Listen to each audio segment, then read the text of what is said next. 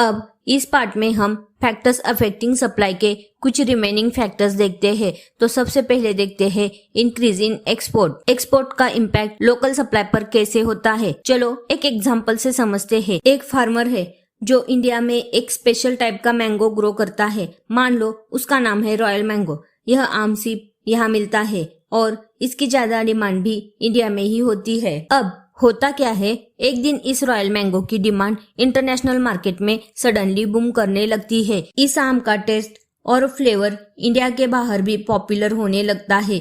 Europe और USA में भी लोग इस मैंगो के फैन बन गए हैं। अब ये फार्मर सोचता है कि अगर इतनी ज्यादा डिमांड है तो क्यों ना मैं इस मैंगो को इंटरनेशनल मार्केट में बेच दूं। तो वह अपने मैंगोज को एक्सपोर्ट करके इंटरनेशनल मार्केट में बेचने लगता है। क्योंकि एक्सपोर्ट में हाई प्राइजेस मिलते हैं तो नेचुरली उसके लिए प्रॉफिटेबल भी है। अब क्या होता है, जब वह अपना मैंगो का मेजर पोर्शन एक्सपोर्ट करने लगता है, देखो जितने आम वह एक्सपोर्ट कर रहा है उतना ही उसका सप्लाई इंडिया में कम हो रहा है। लोकल मार्केट में इस आम की अवेलेबिलिटी कम होने लगती है।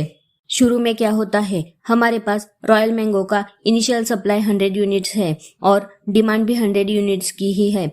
दोनों साइड इक्वल है, यानी कि सप्लाई और डिमांड परफेक्टली बैलेंस है, मार्केट में इक्विलिब्रियम है। लेकिन अब मान लो सप्लाई गिरकर 70 यूनिट्स रह जाती है लेकिन डिमांड अभी भी 100 यूनिट्स पर ही है। यह क्या शो करता है, देखो यह बास्केट ऑफ मैंगोज कम हो गए हैं 100 से 70 यूनिट्स तक। अब क्या होता है, सप्लाई और डिमांड का बैलेंस बिगड़ जाता है। स्केल पे देखो, सप्लाई साइड कम है और डिमांड साइड ज्यादा है, यानी सप्लाई 70 यूनिट्स, डिमांड 100 यूनिट्स है।